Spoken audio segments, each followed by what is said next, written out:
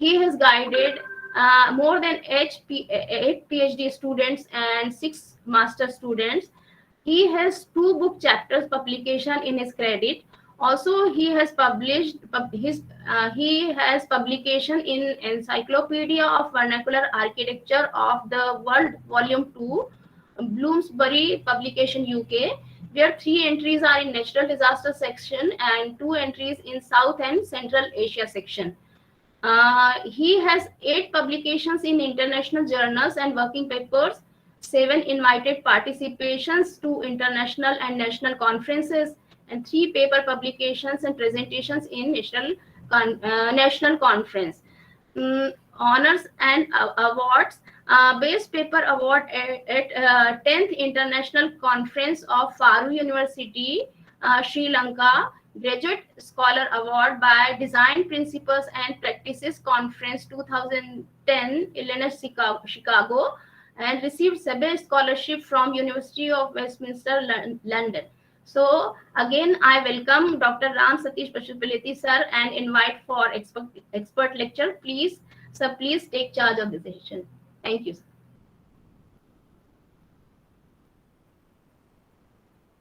Yeah. Thank you, Dr. Charamitra, for introducing my profile.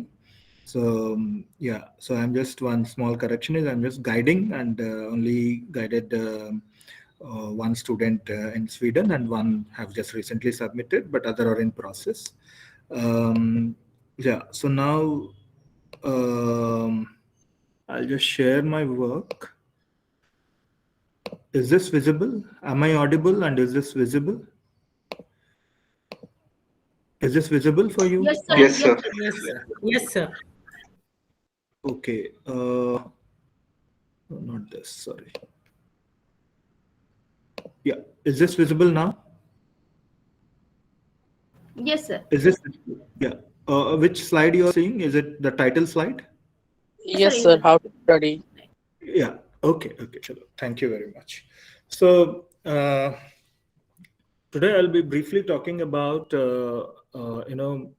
how to study the vernacular architecture in the context of CCA and DRR. So when I'm talking about CCA and DRR, we are talking about climate change adaptation and disaster risk reduction. So in fact, before starting this, I'd like to just give a brief about my journey, how I am relating into this context. So when I was a bachelor student somewhere in 1998, 2002, so Gujarat earthquake was a major devastation in Gujarat, in Bhuj area. So that is where I was doing my bachelor's thesis. So in fact, before that point, I was not familiar much about the vernacular architecture or anything like that. I was more interested in the technical studies, like the engineer earthquake resistant buildings or something like that. But then when I went there, I saw many houses which are actually, even in Latur earthquake 1993 and even in Bhuj earthquake, I have seen many of these houses which are robust technologies, though it are sound technologies like concrete brick and concrete technologies. In Latur, I have seen many of the houses are still not occupied even after 20 years. So that is the first question raised in my mind, why people have not able to occupy these houses. So that from there, I started my journey looking at the role of culture, why, apart from the technology part of it, why people reject these houses, why the housing requires a different approach rather than a singular approach, why we need to have a shared approach. Because there are farmers who might have lost their agricultural lands, they need a space for cattle, they need a space for their livelihood activities, So all other aspects really touched me, and that from there I've been working on the vernacular architecture. So obviously, every journey has certain small footsteps. So that was my thesis journey and my bachelor's. But then after working in Hyderabad, I moved for my master's in international studies in vernacular architecture. That is where my interest lies in. And after that time, again, tsunami came in 2004. So then I did my master's dissertation on tsunami affected areas in Tamil Nadu. And then 2005, I was working in a company in UK. There I was the Kashmir earthquake came. So there I was doing the ready-made construction houses, prefab construction technologies, where I was shipping like 60, 70 houses from Britain to POK. So there I realized, I don't know any client, I don't know which is the region, I don't know what is the topography, but still I'm doing something from UK and sending it to POK. And that is where I realized the business aspect of the vernacular architecture. And then I developed my PhD again on the tsunami affected areas. So I've been like a fisherman for many months to live with the fisherman community and realize what they really need and how they respond, all these aspects. So that was a kind of a very brief journey till 2010. And currently I am also into after 2012-13 floods in Uttarakhand. So in 2015, I moved to IIT Roorkee. And from there, I've been working on a couple of projects here in Uttarakhand, in the hilly mountain regions. So in that way, I would like to give a little bit of brief on my journey and some of the projects which I'm currently working on, so that you will be aware of what we are doing. The second thing, what I could understand from this program is there is a skill development part. And I could see many of you are from faculty, researchers, and the planning people and architects. There are a good variety of combination. So I made this as a kind of more of a generic process, but more oriented towards the kind of documentation, skill orientation part of it. So before I say, now I would like to, what do you all see from this photograph? Anyone?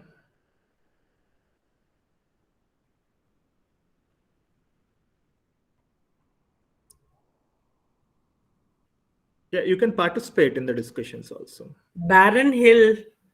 Okay. Any other? Balance. Okay, there is a stone standing on it. So people come to see that particular scenic beauty, right?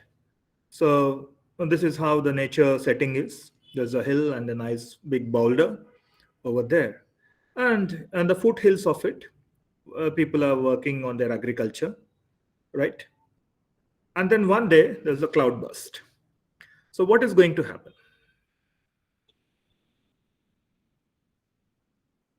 Okay. Will it be the same situation what you have seen in the earlier photograph?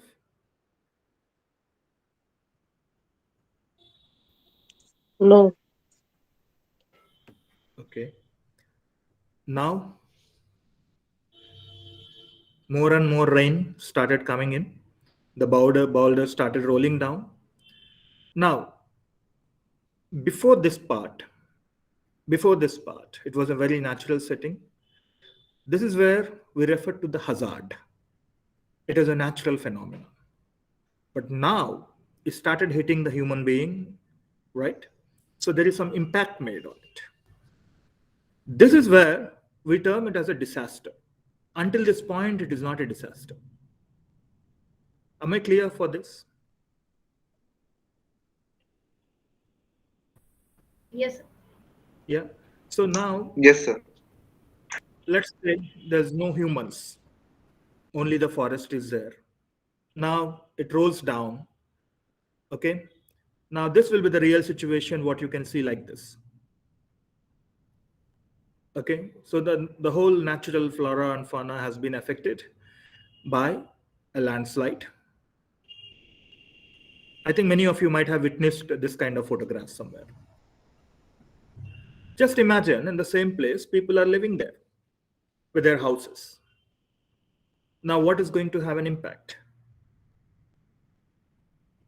In these two cases, earlier it was on the natural vegetation part of it. Now it is going to be on the settlement.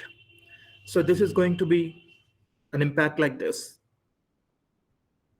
And now this is a disaster. Is it clear for you? Yes, sir. When activities Yes, sir. are getting affected, Yeah. then Now, it let's say if everyone is sleeping in the night. Okay. So now people are in the daytime, people went for the fields to work. So only the houses were destroyed. Now it happened in the night. What will happen? It will affect the homes, it will affect the people inside. So the impact is much more. So when the disaster happens, it also varies with the time. Just imagine that was a small village. Now it's a big boulder happens, and if it is an urban scenario, what will be the situation? This would be an urban scenario. Okay. So now you have to understand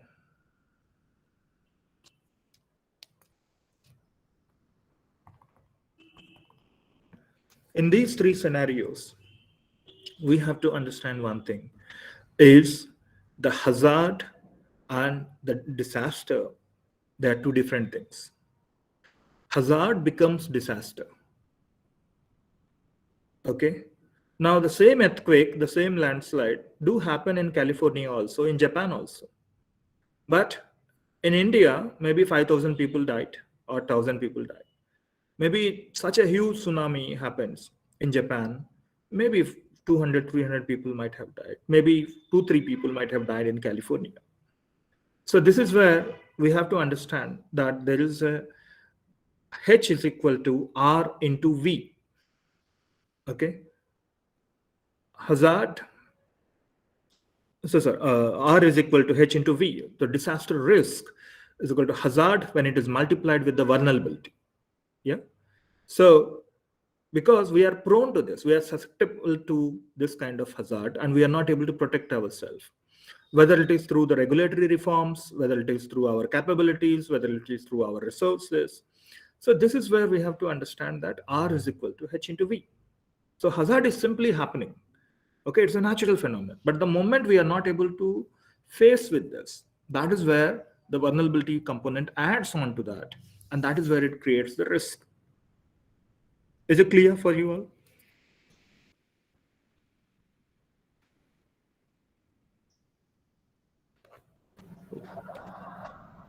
Yes, please participate, all participants. Yes, sir. Yes, Yes, sir. sir. Just a minute, my screen got stuck up. Just a minute. Is my screen scrolling or? No, sir. No, sir. No, sir. Okay, just a minute. Just give me a minute. Something got stuck up. Give me a minute, yeah.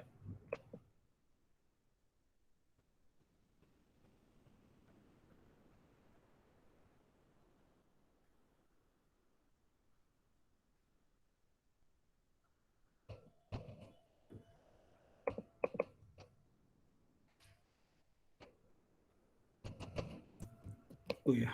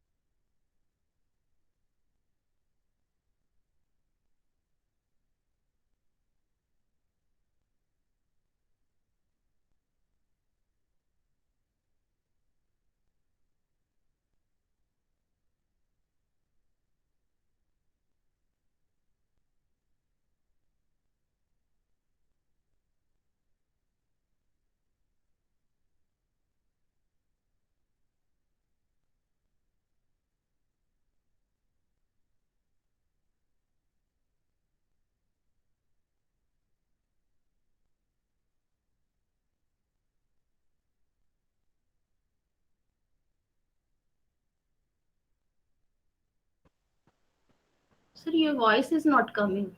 You are not audible, sir. Okay, am I audible now? Yes, sir. Okay, just a minute.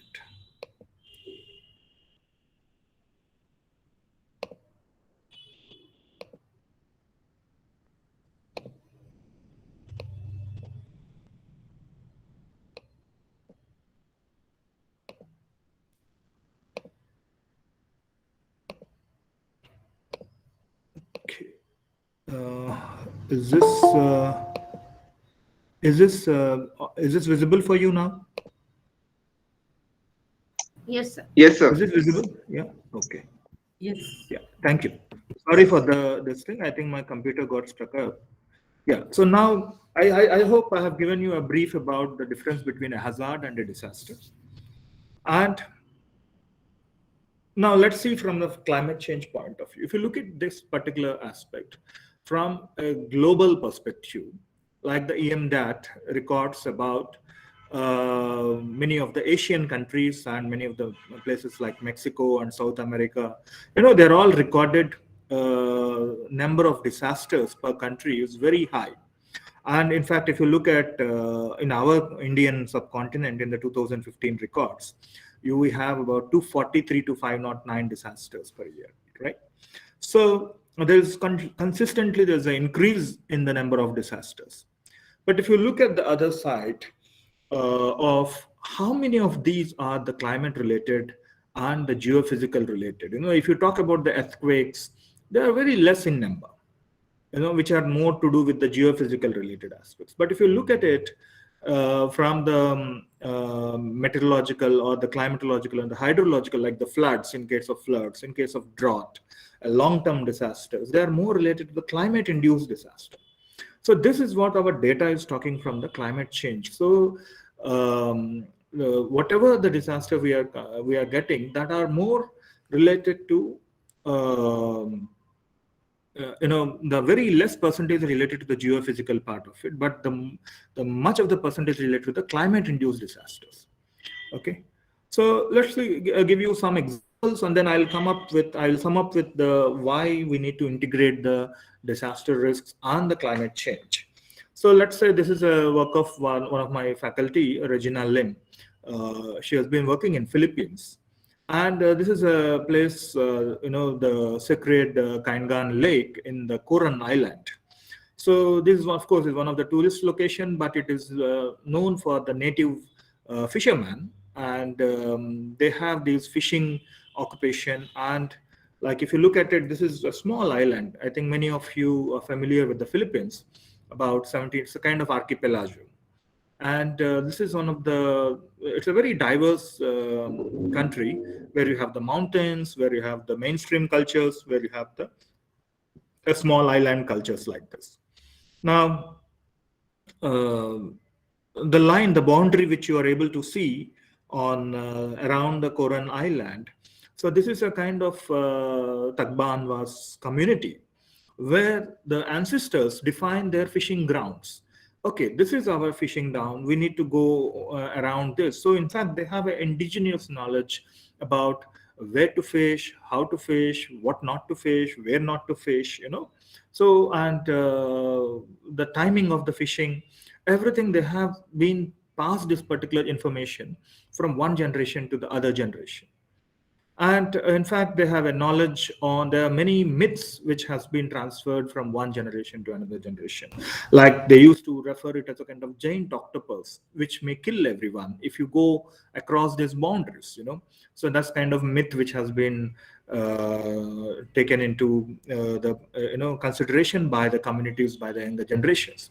So she was a researcher. And in fact, if you look at it, the photographs which are taken actually by she learned diving, and she used to observe the ecosystem, the underwater photography, what is happening. Because when we are looking at vernacular architecture, we are not just looking at their houses only, we are also looking at how their livelihood systems are dependent on. We are looking, so she started diving, and she started taking a good documentaries on how she was able to capture some of the important aspects, how the foreign people who are coming from different other places, irrespective of learning about the traditional knowledge skills, what they are doing is they are doing the illegal fishing techniques, So what they are doing is they are actually throwing, dynamites, and which are poisoned by the sodium cyanide, so that they will basically, by throwing that, the fish will all be coming out, So in that way, if you look at this photograph, this is a kind of damage which people have done for this kind of ecosystem. And now, as a result of this, because they are in a great greed to get more fish, for them, fish is more important than the communities or than the system itself. So after that, they completely destroyed this, and then they move on to some other place and then do the same techniques. This is what the fishing industries followed upon. So also the impact of tourism on the birds' nest production. How the tourists started coming into this area, and how it has affected their local cultures or the fauna, how the birds nest, how they're collecting the birds nest in order to attract the tourist and all these aspects. So like that, very of course important changes which happened to these ecosystems, which has affected their livelihoods. Now, as a result, when the fish is not there, when their economy has disturbed, obviously some of the communities tend to migrate to some other place to get some other employment. So in that way, the nature and the culture are very much dependent to each other, right? Now, let's talk about something else. Now, we may get, we may get a flood somewhere in Uttarakhand or Bihar, in Kosi River or in Arunachal Pradesh, but do you think the impact might be from the same place? The impact might be at same place, but the cause may not be from the same place. The cause may be from some other state or maybe across the boundary. Like for example, if the China builds a hydropower dam on the river Brahmaputra in Tibet, it do affect something in India. It can affect the drought conditions in India. It can affect the flood conditions in India. So which means the reason is now, it is more now related to the geopolitics. Okay. So one side problem may not be a problem from there, but it can be caused from elsewhere. Okay. So we have to understand that, because many of these climate impacts or these forecasts, they are mostly addressed in a very broader scale, like a country level impacts or a region level impact, but not at a local scale. So of course, even like a German adaptation strategy of climate change, they're all addressed from the, from the national perspective. And we do also have the National Action Plan of Climate Change, but which you have about 8 missions. And one of the biggest problem is how much of these missions interact with each other and integrated with each other, because each mission has a set of objectives and they hardly collaborate with each other. That is also a problem. So there is always a mismatch, between the scientific knowledge that has been produced, which covers a vast spatial scales, and which may not have considered an appropriate solutions at a local level implications, So summing up this, and also the horizontal and vertical scales, where a local level decision making may not be able to reflect it from a regional level or a national level decision making aspect.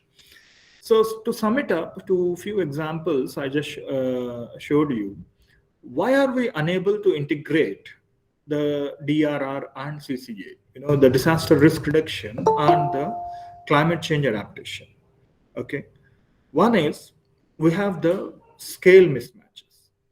The disaster event is actually aimed at an event, where the disaster has hit that particular settlement or a particular place. But where it has a climate aspect, climate change, it has much more long-term implications. Similarly, the spatial scale, it may be talking about those in the disaster scale, we are talking about a concerned settlement or a location which is prone to have a hazard impact. But whereas here it has to do with the global scale or a continental or intercontinental scale.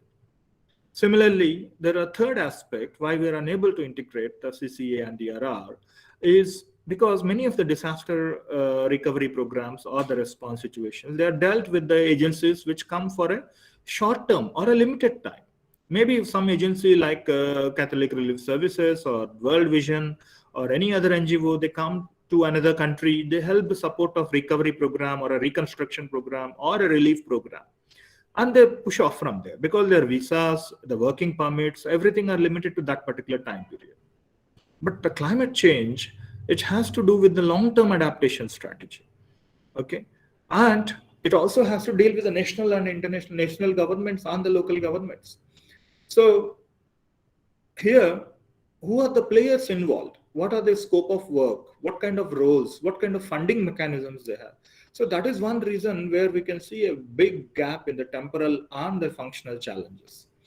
Similarly, we have the mismatches regarding the norms, like whether you take an urban planning norms or a coastal regulations or any other standards, which, like for example, you talk about the coastal regulation norms, you take from Sundarbans to Kanyakumari, which is following the coast, but the situations do vary at what we see in Sundarbans may not be the same aspect in Orissa, may not be the same aspect in Tamil Nadu, but it may have some similarities in Kerala, which has its backwaters and all aspect. So I think that localized concerns are not addressed from a very macro level concerns, which these regulatory points have talked about. And similarly, the knowledge mismatches. Like we are talking from the built environment perspective, someone else is talking from an ecologist perspective, someone else is talking from a sociological perspective, someone else is talking from the bureaucratic perspective. But all these knowledges, they're talking in a different scales of knowledge, different data sets. One may be talking at in a geomatics reference, at a 2 kilometer stretch of focus. Some will be talking about a state level focus. That is where we have this knowledge. So that is where we are unable to integrate the DRR and CCA. So now we need to look at, especially in the context of vernacular architecture, we need to really start making it clear what are we looking for, what is our position when we are talking. Are we looking as an architect? Are we looking as a planner? Are we looking as a surveyor? Are we looking as a climate scientist? What is that exactly the scale we are looking at?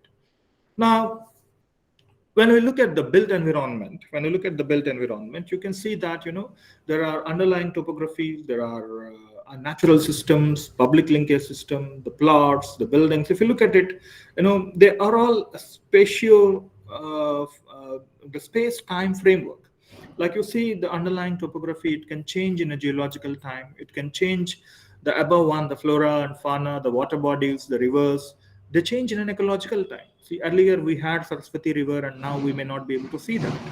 Earlier we may have some vegetation in some places, but we may not be able to see certain species today. So it might have changed in an ecological time. Similarly, on the top of it, where we humans have intervened, I think this is where the human intervention comes in. The public linkage systems and the blocks, and which may change in centuries also. And then come to the intermediate part of it, the buildings and the components, how they change. So this is the vertical layers of the built environment, how they change in different timings. Let me show you a few examples from my previous work, almost like 10-15 years before. These are some of the photographs in the post-disaster recovery response on Tamil Nadu in the fishermen communities. Earlier, they were all living in a joint family systems, and people used to go for fishing. And when the 2004 tsunami have hit many of these villages, now how are the people responded to the kind of inputs they have provided? Now, on the left-hand side, what you can see is actually, can anyone recognize what is that on the left-hand side photograph?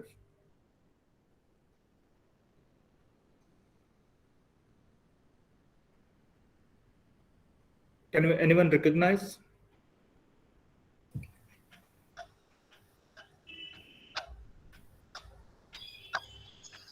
About the roofing structure, that traditional structure has been taken. Yeah, that is on the right But hand side. Yeah, the left hand side. uh, So that's the toilet which they have Yeah, been using as a mandir. yeah. So now you see, this is where the cultural aspect is overlooked. They provided a toilet inside, and many of these communities don't use the toilet from inside. So according to their Vastu consideration, they have converted these toilets the into the puja mandirs. So now they put the toilet outside. So you have to, the architect has to understand that what is the relevance of with the community. On the right hand side photograph, in the housing allocation process, they have taken by lottery method. When they have taken by the lottery method, luckily two brothers have got side by side. Earlier they were all joint families. So after they got some money, what they did was they made one single thatch roof to represent one house. Okay. Okay. So this is how people respond to this particular notion of sense of belonging of one community or one family. Okay. Like the same place I visited 8 years after, you know, 8 years after the disaster, again I visited, I could see the building colors have changed, the buildings have been modified, they went back to the traditional forms, they brought some poachers, they made plantations around it, they started encroaching nearby lands for the playing areas for their children, so like that, many of these personalizations, they started building compound walls, so like that, in 8 years time, when I look back at this particular culture, what were given as a co-dwelling concept, and then 8 years after, how they modified it and reshaped it and start giving a different meaning to it is very different. So in a disaster context, I want to show you that example because with time, many things changes. Normally, in other conditions also, like this is one example where how you can study the vernacular architecture. Like this is of a transformation of a traditional Thai house. Okay, so which goes back to the 13th century, Ruyen Thai, because it's a flooded area, most of this Thailand, you will find why they have raised these stills and other things, because it can be easily dismantled and it can be easily transportable. Okay, so now gradually there are certain changes which is happening with there and the ecosystem, and the car industry has come into the picture. So people started owning the cars. Okay, now this gradually, if you look at it, they started modifying those things. They built that central courtyard as a hall, and they also added a car parking below, and they started expanding a balcony outside, so if you look at it, the whole concept of this veranda, the hall, and everything has disappeared. And so in early 2000, that was the change. But then, as things moved on, obviously they realized that the floods are not happening very frequently. But then, they started building one more, the cellar part or the ground floor part. They started converting that as a dwelling unit, So in that way, they started, of course, bringing the traditional elements still happening. But if you see the usage of the space, in a chronological order, you can actually able to figure out what are these driving forces. See, car is an important factor. How the houses, the streets, their whole public linkages have modified. And similarly, the nature of disasters when they talked about, so how the whole setting of the house have changed. I mean, this is one good example of how the transformation has taken place. Okay. So now I will also talk to you about different techniques on how to document. So first of all, I would refer to very old techniques, 1970, Brunskills. If you want, the title which I focused on today is the How to Study Vernacular Architecture, and this is the one title you can refer to, Brunskills' book on 1970, How to Study Vernacular Architecture. I'm going to show you some techniques what he showed, and how I am using it that in my present day project. Okay, with a case of one of the work, I'll be showing you that. So we have to, yeah, someone is asking me something. Is there any question if someone has? Okay. So we have to follow up an extensive recording. One is we have to define the survey area. Then, एक minute sir शांत रहेंगे sir pardon? Sorry. Is someone asking me something?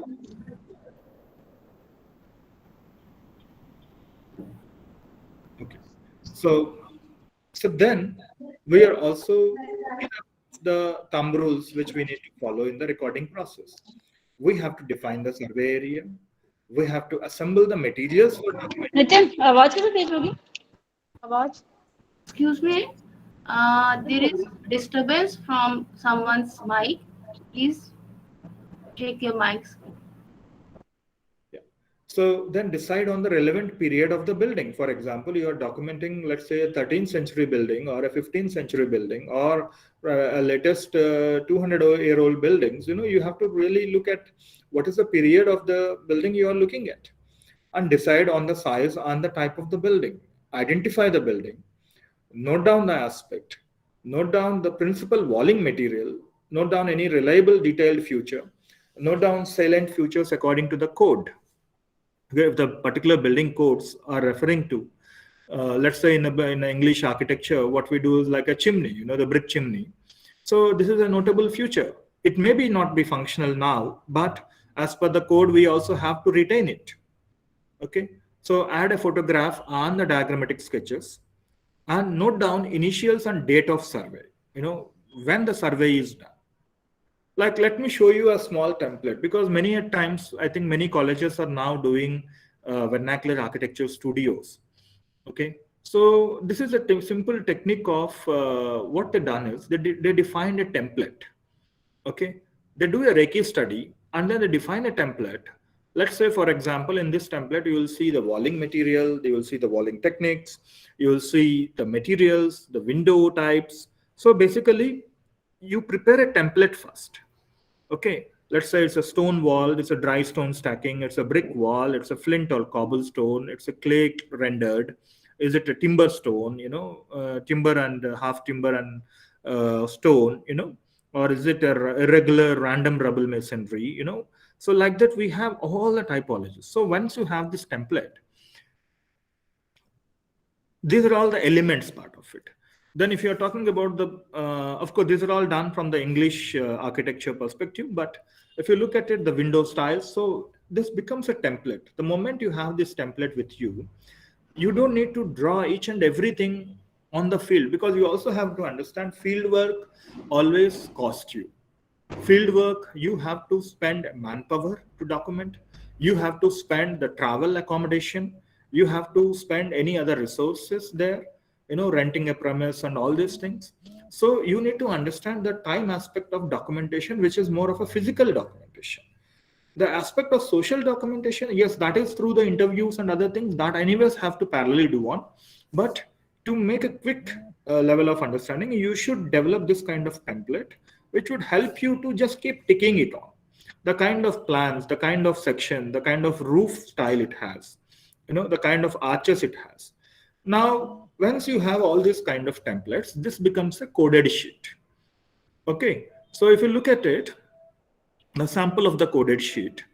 Now you have this, the location, Berg by Sands, the county, Cumberland County, the address, it's a Lowmoor house, and it has given the map residence which a key with a code and everything.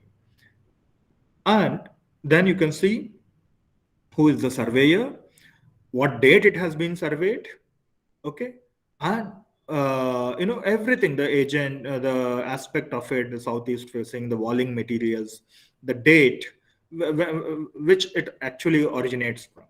So now if you see, when you actually have the template with you, you keep ticking on it and you attach a photograph of that.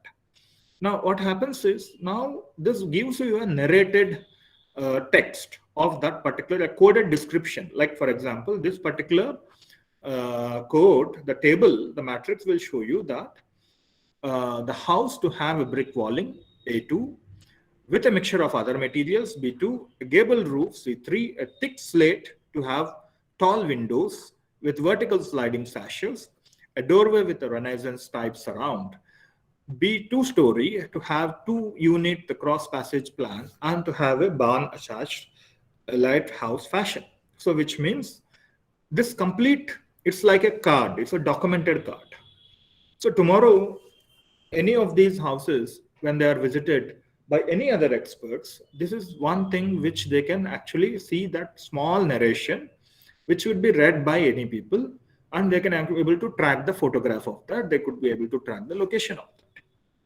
Okay. And what are the things? Obviously, I think I don't need to mention much of these, but at least these are some very small things, but they're all detailed. We need to have recruit the personnel. We need to have the concerned equipment to do that. Okay, whether it could be measuring distances, whether it could be a tapes, whether it could be a plain table survey, and we also have to establish a procedure, how to do, who will do, all these things. Then we have to prepare the sketch plan, sections and elevations, prepare large scale plans in plan section and using sketch plans, So we have to cross-refer to all these diagrams. Then locate the building by triangulation from same baseline, example, the front fence or something like that. We have to provide that reference point. Then we have to proceed from room to room, take plan dimensions, including diagonals, rough openings, So like that, then the sectional dimensions, then see, that all, I know all of you know this, but when you are employing someone, you should make sure that you give them a good procedure for them, so that they will actually talk about what is a horizontal datum line, what is a ground line, how do you take the ground line, reference. So photographs, what kind of photographs? See, nowadays the digital cameras have came into the picture. So sometimes people do so many photographs, sometimes it may not be, how you have to really cover the photography, So this is how, we have to, I think this is some of the work in SPA, when I was working in SPA, where students were engaged in documenting some of these village houses, which are completely made out of stone. And I think, and then once they do all the survey, let's say 2-3 days you are making them to work, then don't delay it further. The first part is you have to do it from your fresh memory, and you have to define the scales of it. We have to, and in fact, at least, the draftsmanship, you have to teach them of how to draw the rendering part of it, how to detail it out, So in fact, I think you can see Shika ma'am also. Shika ma'am, if you remember, this was somewhere near Amarkantak. We all went. And Kyochi village, Kyochi. Yeah, Kyochi. Yeah. So, you see, the fresh memory is very important. After we finished we divided the students in these groups, and then after we finished everything, we came to a restaurant. In the restaurant itself, this map is prepared. Because before we leave the site, if there is any cross-referencing, anything we have missed out, the students, we made them sit maybe, because if you miss that site, then you will maybe not be able to go back to the site, and you may able to look at that, So this is one, and then when we come back to the studios, obviously each of these students groups, they document their own clusters, they document their clusters and work on it, and they detail it out. Obviously, there are some models which SPA students used to do. That was there in SPA where I was working in this level of documentation. But here, when I moved to IIT, in IIT we have, in Roorkee, we have very traditional houses, see, the student understanding in SPA, many of them are towards architecture. But in IIT, many of them, they may not be completely coming by choice, but they have some other interest also, they have some other ambitions. But in order to get some kind of orientation into architecture, what we used to do that, we used to make them sit in front of the building, and we used to make them paint, because this painting is a technique where, you see, we spend a long time observation, with understanding the details, the shadow. Like this is the kind of sketch just done with pencils only, just done with the pencils.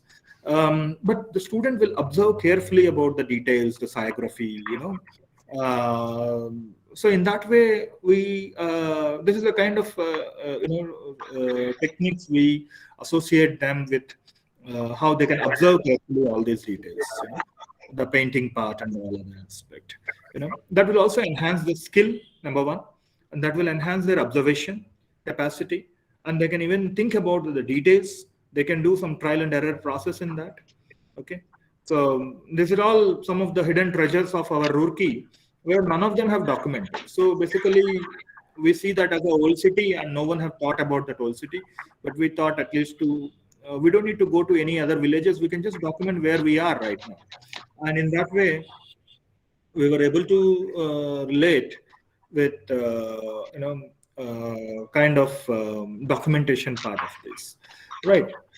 Some more examples which I could refer to, in the context of disaster risk reduction, how on the left-hand side. Pratik Kumar, please check your mic. It's going on and off again and again. Yeah. So on the left-hand side, there was a workshop which was conducted in the Sava conference, where they brought the IGNC, the IGRMS Manav Sangralaya in Bhopal. They constructed this hut by Erukula tribe. So see, it is a local knowledge which these tribal people construct this house in 3 hours. So why we are not able to consider this kind of skills in making, so where the students were also involved in part of it. But if you see, the material were brought, the bamboos and everything were brought, and the skilled people were brought from Visakhapatnam, somewhere from different villages. And then in 3 hours, they can make this hut. Okay. So what we are actually missing out is, if we consider all these skills in these remote areas, we can actually come up with a kind of very good cost-effective implications in the disaster risk reduction process. On the right-hand side, this was where I was a student in Center for Alternative Technology, Wales. We started innovating, working on various local.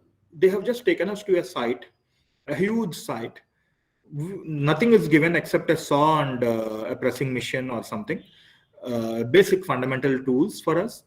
Nothing has given. So we were asked to define how you can develop some, the local building elements. So, we got a slate. So we start making that as a slate window, which is also sliding, and we used some mud, made some bricks with different compositions. And, so like that, this is also a kind of skill training where faculty can actually put their students forward. And in that way, new things can come up in, by this process. That is how people will learn. Because you are not giving anything, a very modern tools, but what is there in the site, you are just building it from the available things, but certain skill has been developed.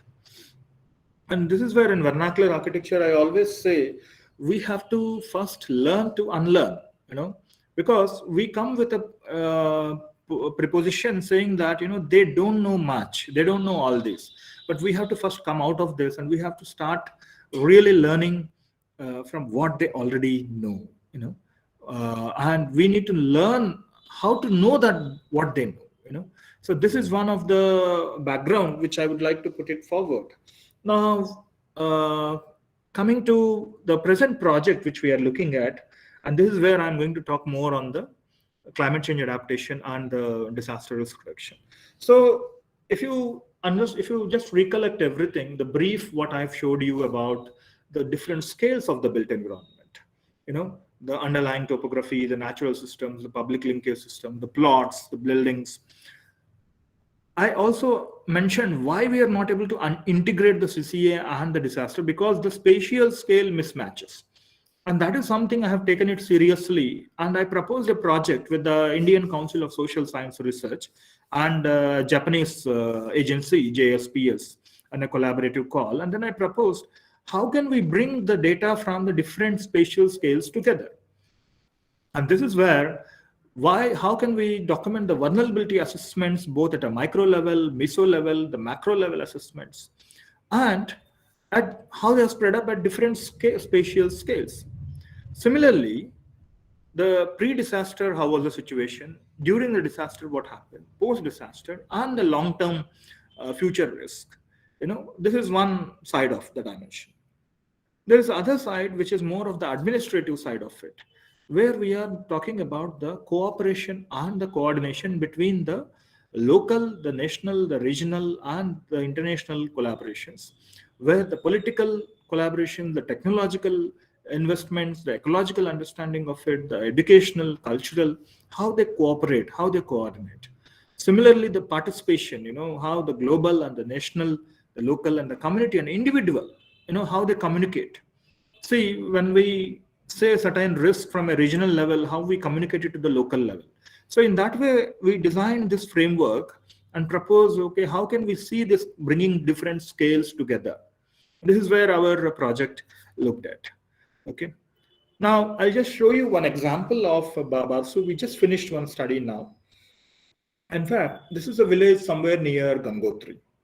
Okay, it's close to 50 kilometers from Gangotri, near Batwari block, and it is about 2,400 height, sea level height. And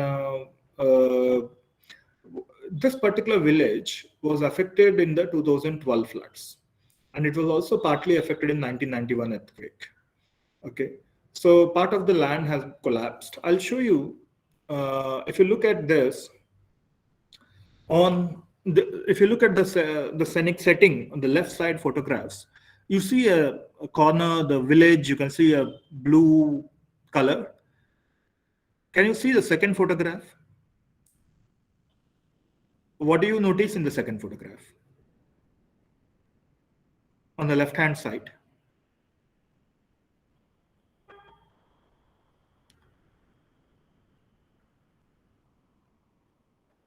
Anyone, what do you notice from the second photograph? I think some kind of discoloration or landslide, I don't know. Yes, yes. And anything, you can see the village in the second photograph? Can you see the village? If you see, I'm not able to scribble on it, but yeah. Can you see the village here? I scribbled on it. These are the two components. Can you see? Okay, this village is this one, the Barsu.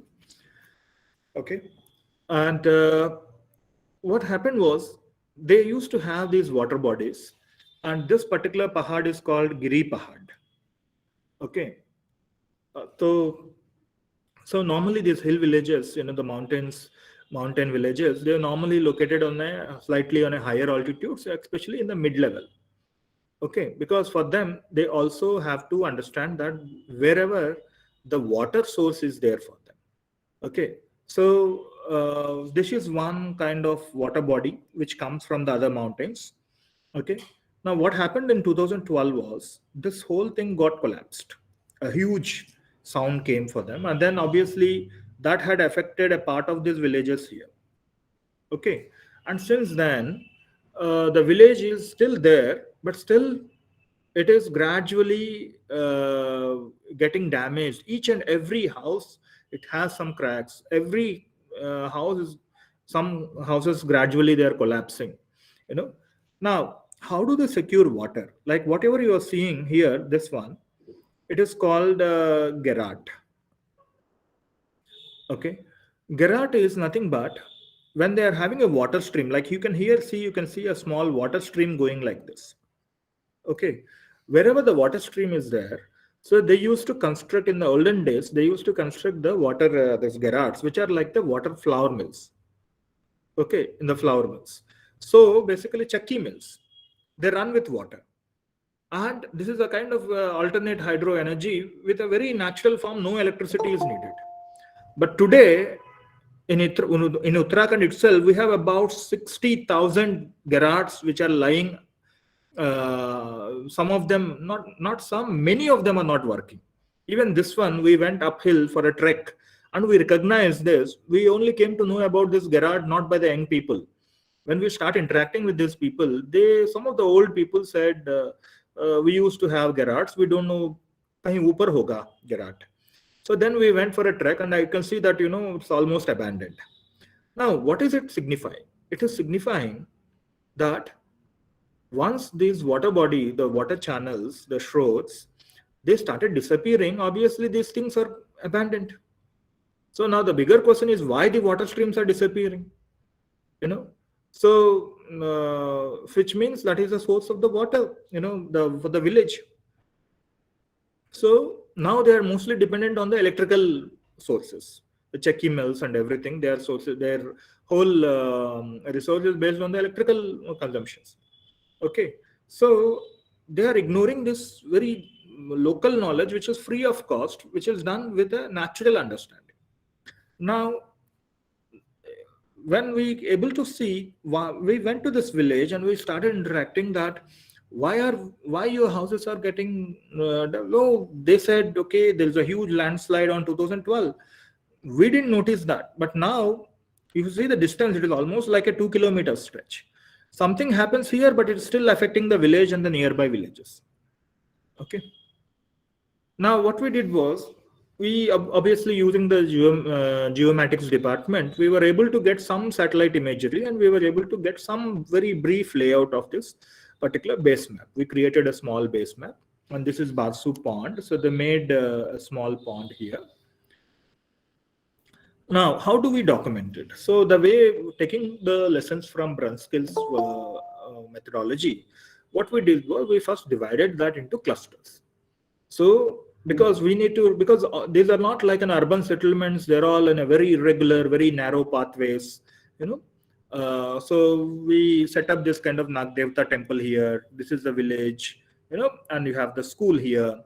You have the school, and we divided that by road network. We divided that into the different clusters, and we went in a cyclic order: A, B, C, D, E, F, G, like that, something like that. Okay. So once this is ready, then we know how we divide our work. Like every day we go and we document the status of the houses. Okay. So some of the houses, what you are actually seeing are group of 2-3 houses. But we try to put that in a larger segment because they were all joint families. They were old houses and the new houses together, like that.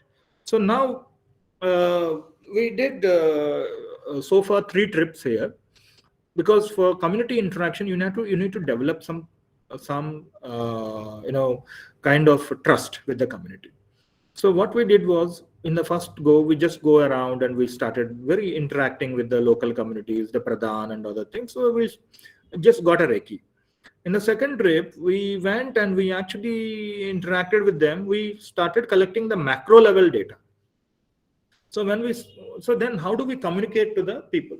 So what we did was, we taken the Google Earth images and we actually asked them to map, how do you see your, what do you understand about your setting? Can you see that, they are even talking about, they say, Unch Laddu Glacier, Bandar Poonch Peak, then they said there is Assi Ganga, there is saying some Swarigad, so then they are also pointing out this as a sliding zone. Okay. So in fact, they're able to locate their ecosystem. They're able to understand a larger piece of the ecosystem, not just a village. So the village is only a small bit of this. Okay. So they're able to relate, and they're also able to relate what they're able to see the glaciers. They can even think about, this is a Shrikant. They even talk about 18,000 feet height. They said Jonut Peak, they are talking about like the different Droptika, they are talking about the hills, they are naming the mountains, they are naming the rivers, they are naming, relating with the animals. Okay. And in that way, their memories, like cognitive memories, we are able to tap all these. In fact, if you see some of the indications, they are also saying that, this particular Shrikant, earlier it was covered with snow. Now gradually the snow patterns are changing. The snow cover, earlier it was for 3 months. Now it is only hardly 10 days, 3 days, 4 days, So in that way, they started relating their experiences, the live experiences. Okay, and how do and they're also saying about forest fire, and we were wondering why the forest fire, how the forest fire is here. They said the other villages, neighborhood villages, they set up the forest fires, and these forest fires come may affect the nearby forest. Then I asked them, what is the problem for you when it is affecting? Then they said, most of these bandar, the langoors in that forest, they are coming to their farms and they're destroying the whole farms. So which means a forest fire somewhere else is actually creating an impact in their farms. Okay. So in that way, the action somewhere happened, it has an impact on their livelihood systems. Now they have apple orchards, they have rajma and all. So these langoors come and destroy the complete farms. Okay. So why are they they commuting from the forest to here? Because their forest has been destroyed. Okay. Now in these kind of mountains, they were seeing even now the cobras, because in this kind of cold climatic conditions, you don't see cobras. Now they are seeing the rise in the cobras. Now they are seeing the rodents. Okay. Now what is happening? What their understanding is, when this Swarigad is gradually falling down, it's the kind of erosion which is happening. They said that now the rodent population have increased. So the rodents have started digging burrows in under the settlement, which is actually loosening the stability of the ground. So that is where whatever we are constructing on this ground, we are not able to, they are not able to sustain. That is what the kind of community perceptions which they have pointed out. We went to schools, we went to taken different mental maps. These are all the mental mappings we have done in site visit 2 recently. You see now they're people, the students, the children, the school teachers, the villagers, the women, everyone, they started talking about some issue, what they realized from that. And these mental maps show us some direction. Okay, they looks very maybe a kind of cartoonish, but every map has some information. Okay, some information. So in that way, we are trying to start analyzing that, that everyone is pointing out Swarigad, where they are writing something here, what is happening here. And they're also writing, you see somewhere they're writing that even this pahad is also falling down. And in our previous visit, it was not told to us. But now in this visit, they are informing that this part of the pahad is also falling down. Okay. So look at this kind of houses. They're all now the modern houses which have been completely reshaped next to the traditional houses, right? So in that way, even these modern houses, they're just built 1 year, 2 year old. All of them are getting cracks. Okay. They all, like if you see the modern and the houses, these are the traditional houses which are made with purely a stone houses or the timber houses, But in these modern settings, even these houses, they're hardly 2 year old, but they're all getting cracks. If you look at it closely, you can see this cracks, the whole house is completely, you see even the floor, they're all having cracks. You see these cracks, right? So not only the modern houses, some of the traditional houses are also damaged quite a bit, So you see, these are all the cracks which has been developed. In fact, many of these traditional houses, people are not living now. People are only using for cooking purpose, because anytime it may fall. And similarly, there is no guarantee in the modern houses also. So they are in a very difficult situation. So what we did was, okay, let's do one thing, and why not we document these houses using the Brunskills method. And we went to the Recce, and based on our observation, we tailored a template of this. Like we developed, what kind of, whether it is an institutional building, whether it's a residential building, whether it's a commercial type of the building. The construction techniques, is a Katkuni style, is a brick and concrete, is it a Daji Diwar technique, then the variants of the houses, then the roofing. So we developed this technique, the template on our own. Okay. Because it is very difficult for us to do every house. So and the elements, what kind of elements. And by using some Japanese method of documenting these scales, like you can see, these are new houses, hardly 2 year old houses. See, almost everything is damaged. Hardly people are still living there, and some people are still not living there, So you can see now what happens is we documented each and every house in that, whether it's a traditional, whether it's a new building or anything. Then this is a classification which the concerned articles has given us how to read the damage. It's a visual grading, and then we have given this 0, 1, 2, 3, 4, 5. 5 is the most complete destruction, and 0 is the no damage. For example, this house. So we have the photographs attached, and we have thought about what is the traditional pattern of it. The previous one is the traditional dwelling. The second one is the damage part of it. So you can see the cracks here and all. Now it is actually falling within the grade 3.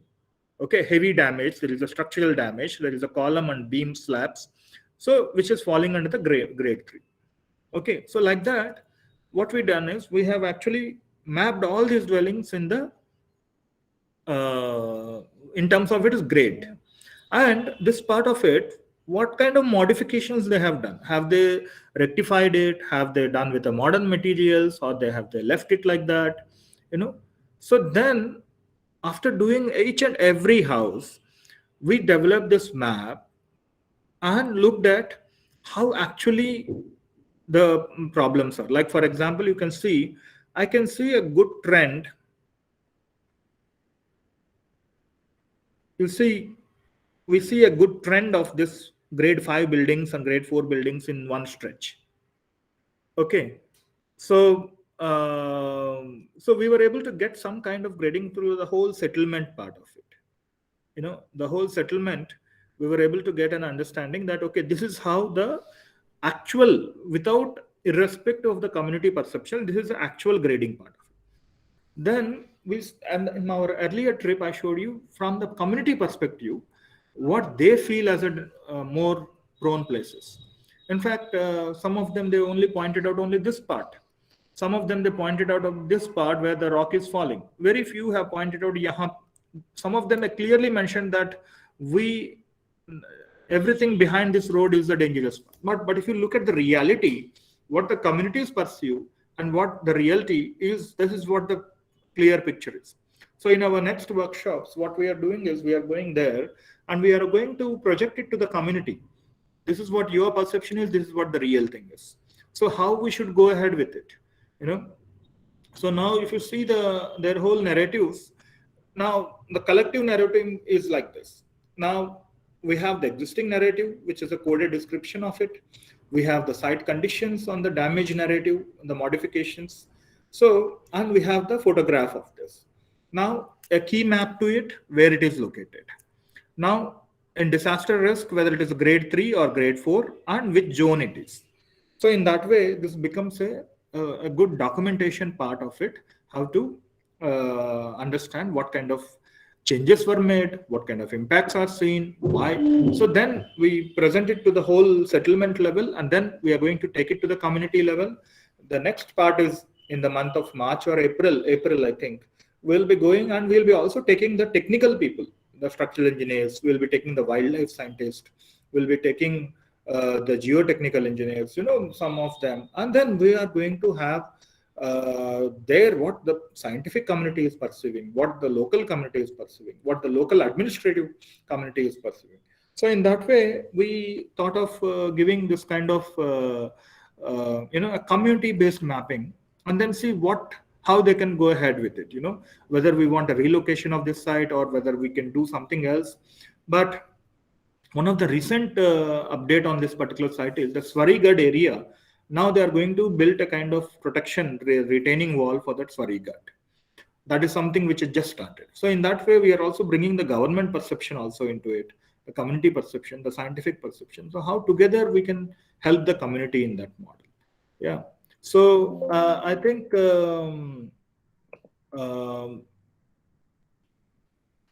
this is what I would just like to refer with you about the kind of project we are doing right now. And I'm sure we are talking about a particular skill of documentation here, and especially the skill of documentation not in a general vernacular architecture terms, but in the context of disaster context and in the climate change context, which we are trying to do with this micro level hotspot analysis. Okay, So I think I will, I would like to end this session here, and I would like to open for questions and discussion for the next 15 minutes.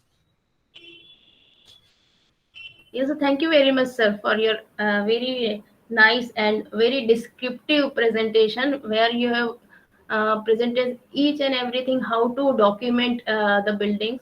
You have also shown us that how disrespect to the these are natural settings while constructing houses and other structures is going to damage the environment, and how these hazards and then disasters are coming due to these problems.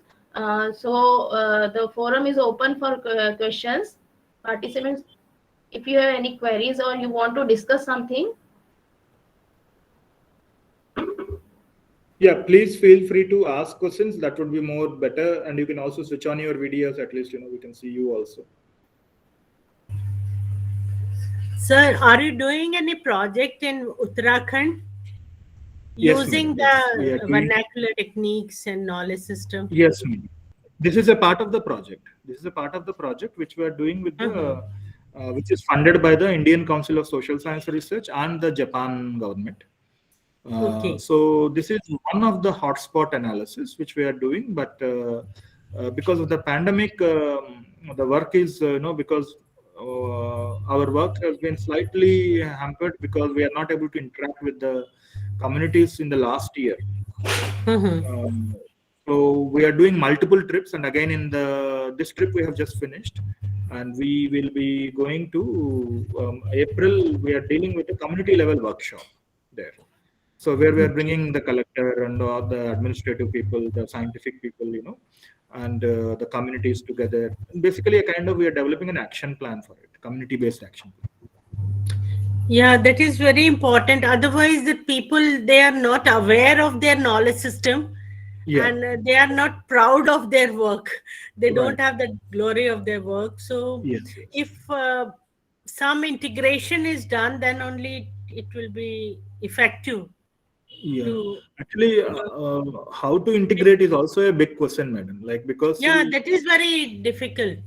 Yeah, and How to especially in this kind of integrate. mass level buildings, mass level settlements. It's not about one building we are talking, the whole village in the same condition. And now like what is happening in this Pradhan Mantri Yojana. That is a horrible experience. That is horrible. I think you and me also have witnessed in that Kyonchi village. Many of the toilets are constructed. They are that is of no use. They don't use it and just they throw it away.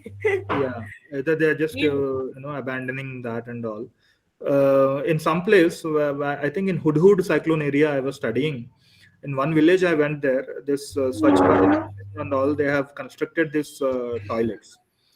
And the thing was, in every house, they have written a big painter came and write, this is the cell number of the septic tank person. Okay, so I was wondered at 6 o'clock, I was having a lot of mosquitoes in the village. I was not able to even stand there. Then I understand, in 1985, they given the housing. Somewhere in 90s, they given a road. Somewhere in 2000, they given water lines. And somewhere now in 2011 or 12, they gave the septic, the toilets. But they forget to give the septic tanks. So now they are saying, so if you want a septic tank, you call this person, he will install a septic tank. The development gone in layers and layers, but they are not integrated. And there are different agencies are working there, and they don't have any coordination. And they live in the same building also. Surprisingly, not only here. In Sweden also, I was working in Sweden in some of the settlements. We went to the traffic network office. There are 3 different people. One who cleans the snow in highways. Another one who cleans the city level roads. Another one agency which reads the neighborhood level. They 3 live in the same building, but they don't meet each other. That's the problem also for us. Any other questions? Yes, sir. You talked about this redevelopment of disaster impacted areas. Actually, I am working in slum redevelopment, and the same kind of redevelopment is going on in redeveloped areas for slum dwellers, and they are not at all accepting this kind of multi-storied houses. Their activities are getting disrupted. They are doing many kind of works which require ample space, like they are working on Ravan, this putlas, and some bamboo work they are working. They are doing beady making and something, this kind of work which need open spaces for all these things. They are having their own kettles and this goats and other things. So how could it can be incorporated in design in urban areas? Yeah, that is a very big challenge, especially when you talk about the slum development. Whatever we talk, most of it ends within a high rise, in a tower models. I think, see, one is there are some good models which they talked about the incremental housing. They also talk about the progressive housing in El Salvador and other places, where community engagement makes a big important role. Community engagement, because now most of these slum development, they are mostly contracted. Okay, so in some of the good examples, I would say better examples I have seen is in places like El Salvador and other places in South American countries. They have started involving the people in it. In that way, they have tried to incorporate their local livelihood, their local skills, and hence given the training for them, and bringing certain collaborations between the aid agencies, the local agencies, and the communities who can work together. Those are, I felt, a little bit better models. But in Indian context, in urban settings, because our population density is very high, so still I think I would not say a clear answer is there for a solution, but bits and pieces has to be worked out. Of course, people do refer cases of Aranya and other things, but one has to really look at the case, from its adaptation point of it also. In a long run adaptation, it's not just a short term adaptation, like a 1 generation adaptation. If you look at it, 1.5 generation adaptation, I think this is something we have to look at it. Okay, thanks.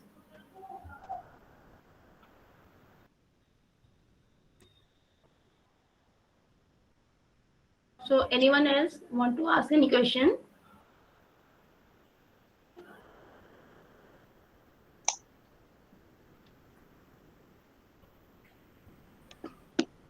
Sir, Yeah. is my voice audible? Yes. Pratik. Sir, I am Pratik. Sir, my question is, sir, as we know that the vernacular construction technique and materials like bamboo, wood, stone, bricks are environmental friendly. But sir, I want to know from you what can be the design sutras that ensure healthy or germ-free spaces? What is it? Germ free. Yes, sir. Okay. Healthier. Yes, sir. So one is from in the context of vernacular architecture. If you really understand the village, the way the villagers live, it is a very sustainable process. For example, they like when I used to live in a village, they collect all the dry leaves and everything, and especially in the mountain communities के context में बता रहा हूँ, they collect all the dry leaves and everything from the mountains, they bring it to the houses, then they keep it as a as a bistar, I would say, a kind of bistar for where the cattle live. Okay, then after that, after some time, they mix that in the khad, then they use it for the garden. So it's all a complete recycling process is used from, no product is coming as a waste. That was the earlier pattern of living.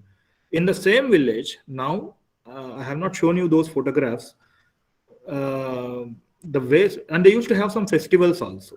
they used to have festivals called Pahadi Diwali. Pahadi Diwali is basically they celebrate in such a way. हम लोग तो we do with matabe and all these things. These villages, they celebrate for a different occasion after 1 month after Diwali. So they used to bring all the kuda in the neighborhood and gather at one place, and then they used to fire. Okay, so there are some practices which the indigenous festivity practices, and they have these migrations. They take the pashu to upper hills in some season, then for the breeding purposes, and then they bring back. They celebrate a festival there. So there is a very collective, integrated system of how people lived earlier, how people celebrated those festivities. They have some ecological reason, but today, if you look at it, they are mostly dependent. Now you can see a lot of kuda in the village because now things has been channelized through the administration, village administration or anything, which may function or may not have function. So this is where I think one has to really look back at the older customs, older systems which has better solutions, better nature-based solutions than the artificial solutions. Number one. Okay. And the second thing is we talk about constructing buildings which of huge scale, and this is my personal understanding. We talk about building a huge spaces, but constructing a house for one's need. Understanding the need itself is because it requires a lot of maintenance. The moment you are not maintaining that place, that is where actually your germs and everything will start. Okay, the maintenance aspect is something which one has to configure. When you asked about design sutra, I would say maintenance is aspect you have to think about for any design aspect. How will you maintain? Okay, so I mean, but we should not ignore the indigenous knowledge which the communities possess, how they used to live. Now, what happens is people like us who are from the urban centers, we go there and we see them that they are not educated. We see them that they are failed in these aspects, but we don't learn from them how they have succeeded for generations and generations. Okay, so I think this learning process will give you a lot of things to learn about any kind of design cues, how to do it.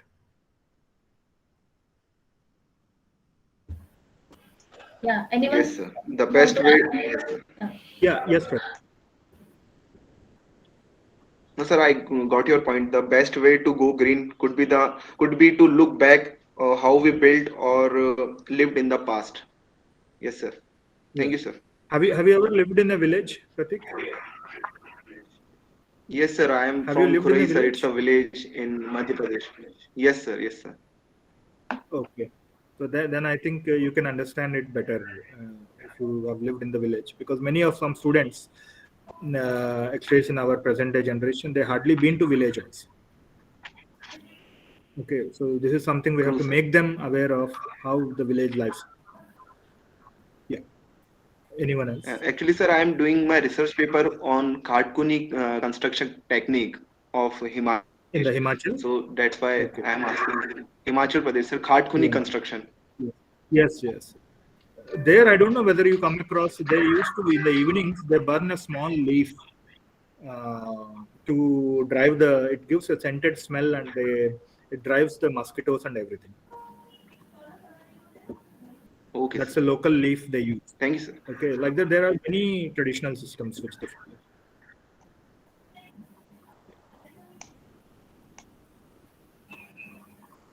Any other?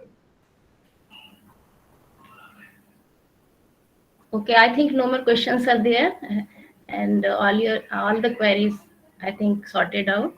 And I thank you, sir. Thank you very much. You have given us your precious time for this program, and I want to say sorry that I forgot to mention your present position during your introduction. No, it's okay, madam. The positions are all they're all only temporary things. Sir is assistant professor at IIT Roorkee in Department of Architecture and Planning.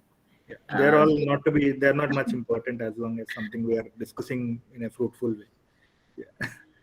Yeah, thanks a lot, sir. Thank you very much. Thank you. And we'll again want you to with us sometime in future. Sure. We'll look forward for that. Yeah, sure. Yeah, thank you very much, sir. Thank you, Shika madam. Good to see you again. Thank you, sir. Wish to see Convey you my regards again. to KK sir also. Yeah, Chakravarti sir ko bhi hello bolna. Okay. Okay. Thank you. Yeah. Hello, sir. Yeah, hello, Brishban. Hi, How are sir. you? Brishban here, sir. I'm also here. Yeah. Hello, It was a Brishban. wonderful Yeah, session, sir. Wonderful session, sir. Chalo. Thank you, Yeah.